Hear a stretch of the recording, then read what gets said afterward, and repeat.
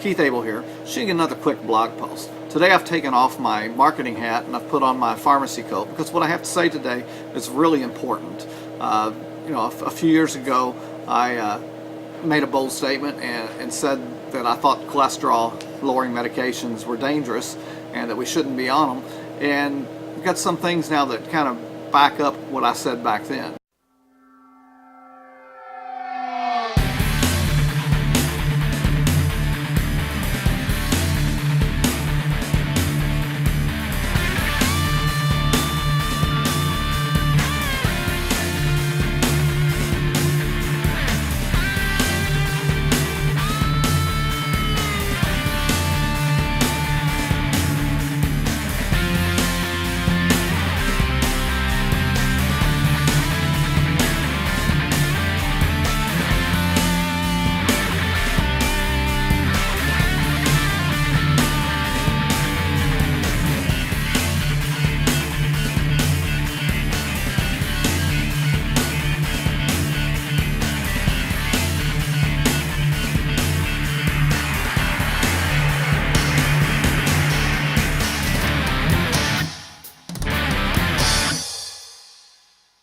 Now, physicians with all their training and all their knowledge and authority often acquire a rather large ego that tends to make it difficult for them to admit when they're wrong. Now, it's really refreshing to hear a physician freely admit to being wrong. Dr. Dwight Lundell, MD, he's a heart surgeon with more than 25 years experience. He's performed over 5,000 open heart surgeries. He says that he wants to right the wrong with medical and scientific facts. He trained for many years with other prominent physicians that were labeled as opinion makers. He said they were bombarded with scientific literature, continually attended continuing education seminars, and as opinion makers himself, one of the opinion makers himself, insisted that heart disease resulted from the simple fact of elevated blood cholesterol. The only accepted therapy for the cardiovascular disease then, of course, was prescribing medications to lower cholesterol and a diet that severely restricted fat intake. Now, the later, of course, they insisted would lower your cholesterol in heart disease, and deviations from those recommendations by any physician then was considered heresy and could quite possibly result in malpractice for the physician. He now admits it's not working. He goes on to say that these recommendations are no longer scientifically or morally defensible. In fact, I say they weren't scientifically or morally defensible then, but at least this physician now is admitting that the recommendations are not scientifically or morally defensible. The discovery a few years ago that inflammation in the artery wall is the real cause of heart disease is slowly leading to a paradigm shift in how heart disease and other chronic ailments will be treated. The long-established dietary recommendations have created epidemics of obesity and diabetes, the consequences of which dwarf any historical plague in terms of mortality, human suffering, and dire economic consequences. Despite the fact that 25% of the population takes expensive statin medications, and despite the fact we have reduced the fat content of our diets, more Americans will die this year of heart disease than ever before. Now, it's nice to be vindicated since, once again, you see back in 2009, I was a guest speaker on KSCO radio on the program called The Wellness Hour with Bernie Owens. Now, back then in 2009, on that show, I laid out the facts about cholesterol and statin drugs as I saw them using the drug manufacturer's own research to back up my opinions. I pointed out all the way back then that inflammation was a better predictor of cardiovascular events than cholesterol was. In fact, I stated on that show that cholesterol had nothing to do with heart disease, that it was actually a warning sign. I laid out how when you actually look at a lot of the research on statin drugs and look at the raw numbers, not the conclusions at the beginning and end of the article, but the raw numbers, many times there wasn't any real significant statistical difference in outcomes of the cholesterol lowering capabilities of the drugs and the placebo groups. I showed that statin drugs actually did two things. One, it's true they lowered cholesterol, and that's what they got their patent for. That's what they make all their money on. But number two, they were actually anti-inflammatory as well. And it was this property that produced the positive cardiovascular benefits, not the cholesterol lowering benefits. Now, I showed that lowering cholesterol numbers actually caused many other problems, ranging from issues with muscles because of CoQ10 depletion, low testosterone, low vitamin D, increased risk of cancer, and increased risk of Alzheimer's disease. And we're seeing that now. In the pharmacy, we dispense more and more drugs to treat these conditions. So it's really refreshing now to have a well-known cardiologist back up some of what I said all the way back in 2009. So let me share some statistics from the American Heart Association. 75 million Americans currently suffer from heart disease. 20 million have diabetes, and 57 million have prediabetes. These disorders are affecting younger and younger people in greater numbers every year. And as I stated in 2009, without inflammation being present in the body, there's no way that cholesterol would accumulate in the wall of the blood vessels and cause heart disease and strokes. Without inflammation, cholesterol would move freely through the body as nature intended it. It's inflammation that causes cholesterol to become trapped. Inflammation is not complicated. It's quite simply your body's natural defense to foreign invaders like bacteria, toxins, or viruses. The cycle of inflammation is perfect in how it protects your body from these bacterial and viral invaders. However, if we chronically expose the body to injury by toxins or foods that the human body was never designed to process, a condition occurs called chronic inflammation. Chronic inflammation is just as harmful, maybe even more harmful, as acute inflammation is beneficial. What thoughtful person would willfully expose himself repeatedly to foods or other substances that are known to cause injury to the body?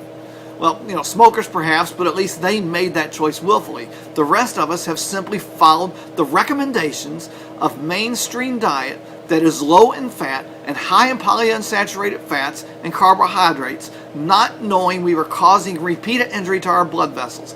This repeated injury creates chronic inflammation leading to heart disease, stroke, diabetes, and obesity.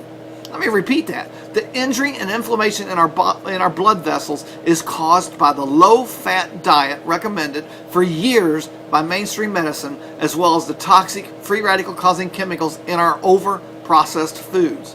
What are the biggest culprits of chronic inflammation? Quite simply, they are the overload of simple, highly processed carbohydrates, sugar, flour, and all the products made from these, and an excess consumption of omega-6 vegetable oils like soybean, corn, and sunflower oil that are found in many processed foods. Take a moment to visualize rubbing a stiff brush repeatedly over the soft skin on your hand until it just becomes quite red and nearly bleeding. Now, you keep this up several times a day, every day, for 5 years. If you could tolerate this painful brushing, you would have a bleeding, swollen, infected area that became worse with each repeated injury. This is a good way to visualize the inflammatory process that could be going on in your body right now. Regardless of where the inflammation process occurs, externally or internally, it is the same. Dr. Lundell says that he has peered inside thousands upon thousands of arteries. He says a diseased artery looks as if someone took a brush and scrubbed repeatedly against its wall. Well, several times a day, every day, the foods that we eat create small injuries, compounding even more injuries, causing the body to respond continuously and appropriately with inflammation. While we savor the tantalizing taste of a sweet roll, our bodies respond alarmingly, as if foreign invaders arrived declaring war. Foods loaded with sugars and simple carbohydrates or processed with omega-6 oils for long shelf life have been the mainstay of the American diet now for 6 decades. These foods have been slowly poisoning everyone. How does eating a simple sweet roll create a cascade of inflammation to make you sick? Well, imagine spilling syrup on your keyboard and you have a visual of what occurs inside the cell. When we consume a simple carbohydrate such as sugar, our blood sugar rises rapidly. In response, your pancreas secretes insulin, whose primary purpose is to drive that sugar into each cell where it's stored for energy.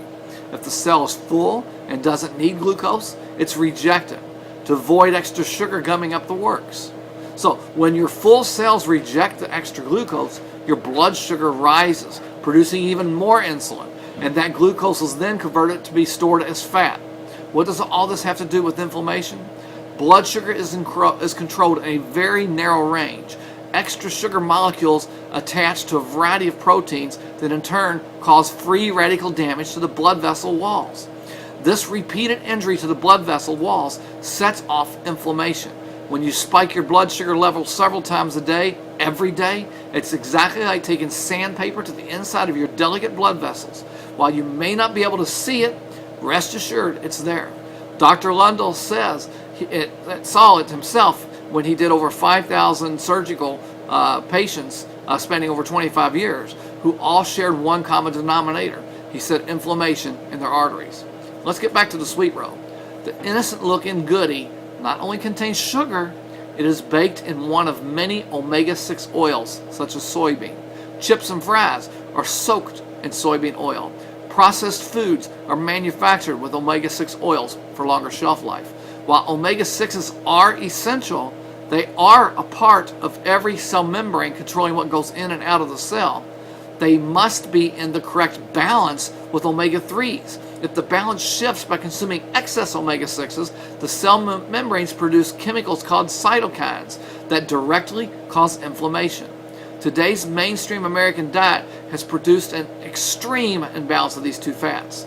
The ratio of the imbalance ranges from 15 to 1 to as much as 30 to 1 in favor of omega-6s. That's a tremendous amount of cytokines causing inflammation. In today's food environment, a 3 to 1 ratio would be an optimal and healthy ratio. That's 3 omega-6s to every 1 omega-3. To make matters worse, the excess weight that you're carrying from eating these foods creates overloaded fat cells that pour out large quantities of pro-inflammatory chemicals that add to the injury caused by having high blood sugar. The process that began with a sweet roll turns into a vicious cycle over time that creates heart disease, high blood pressure, diabetes, and finally, Alzheimer's disease, especially if you follow the MD suggestion to keep your cholesterol below 100, which we'll talk about that again later. The process that began with the sweet roll turns into a vicious cycle over time as the inflammation process continues unabated. Now, there's no escaping the fact that the more we consume prepared and processed foods, the more we trip the inflammation switch, little by little each day. The human body cannot process, nor was it designed to consume foods packed with sugars and soaked in omega-6 oils. There is only one answer to quieting inflammation, and that is returning to foods closer to their natural state, to build muscle, eat more protein, choose carbohydrates that are very complex, such as colorful fruits and vegetables, cut down or even eliminate inflammation-causing omega-6 fats like corn and soybean oil and the processed foods that are made from them.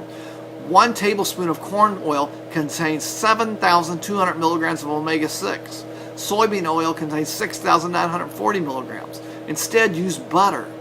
Animal fats contain less than 20% omega-6 and are much less likely to cause inflammation than the supposedly healthy oils labeled polyunsaturated.